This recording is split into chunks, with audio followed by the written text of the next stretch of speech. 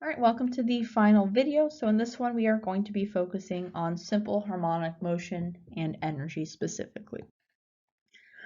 It's really nothing new.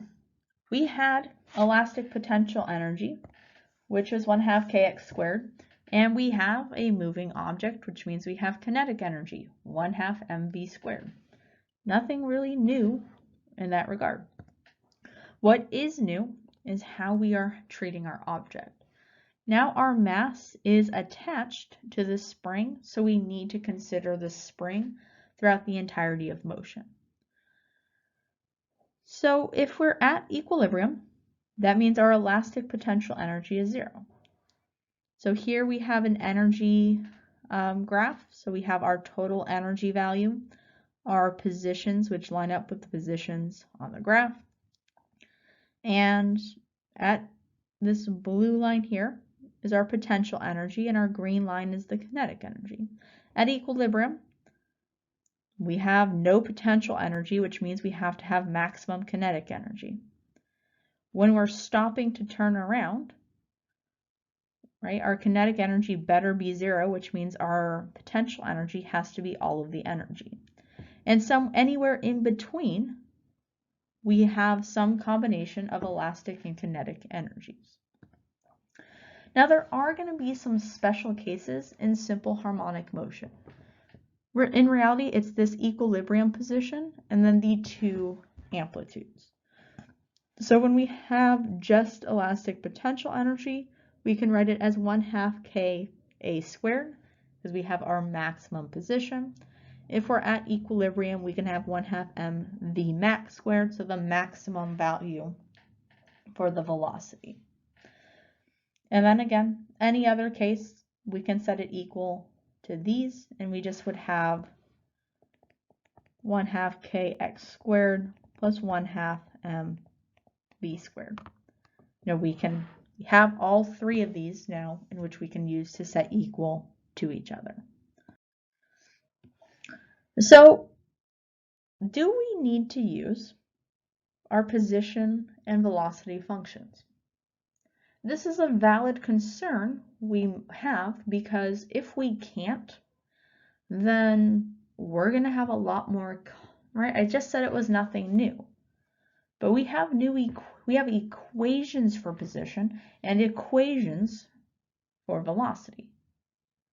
Can we just plug it in and go? Or can we just plug in the numbers, or do we have to use these functions? That's what we want to find out here. So we're just going to assume we have some point. So we're going to have a cosine omega t plus, and that's going to get squared, plus 1/2 m negative a omega sine omega t, and that's going to get squared.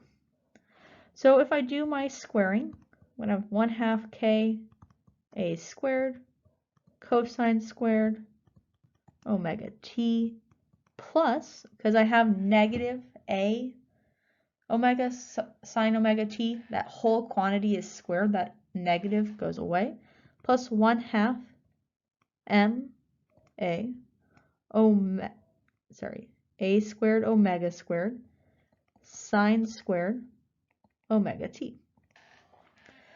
Now it turns out, and you've probably forgotten it, because I'll be honest, I forgot it existed until my professor told me, there's a trig function that says sine squared of theta plus cosine squared of the same theta is equal to 1.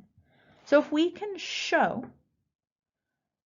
that this stuff in front is equal to this stuff in front,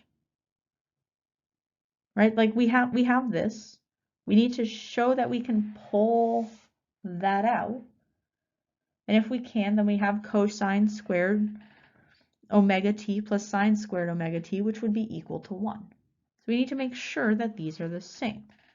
And in order to do that, I need to remember that omega squared is equal to k over m. So we're going to have 1/2 ka squared cosine squared omega t plus 1/2 m a squared k over m sine squared omega t. Last I checked, when you take m and divide it by m, it cancels out. So I've run out of space on this slide, but we'll do it on the next one. But look, I have 1/2 k a squared. I have 1/2 k a squared. So what this means is that keep forgetting to do that, is that my energy is 1/2 k a squared cosine squared omega t plus sine squared omega t. This, again, according to the trig function, is 1, so it just tells me my total energy is 1/2 k a squared, which is what we said on the first, right? When we have max velocity, when we have velocity equals 0, that means we're at an amplitude, which means all of our energy is elastic potential energy, which is 1/2 ka squared.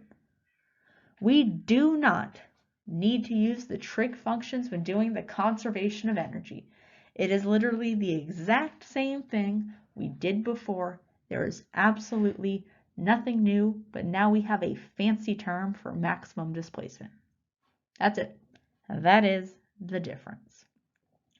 All right, that's going to wrap it up for today's lecture. Please make sure to take the lecture quiz if you haven't already, and if you have any questions, let me know.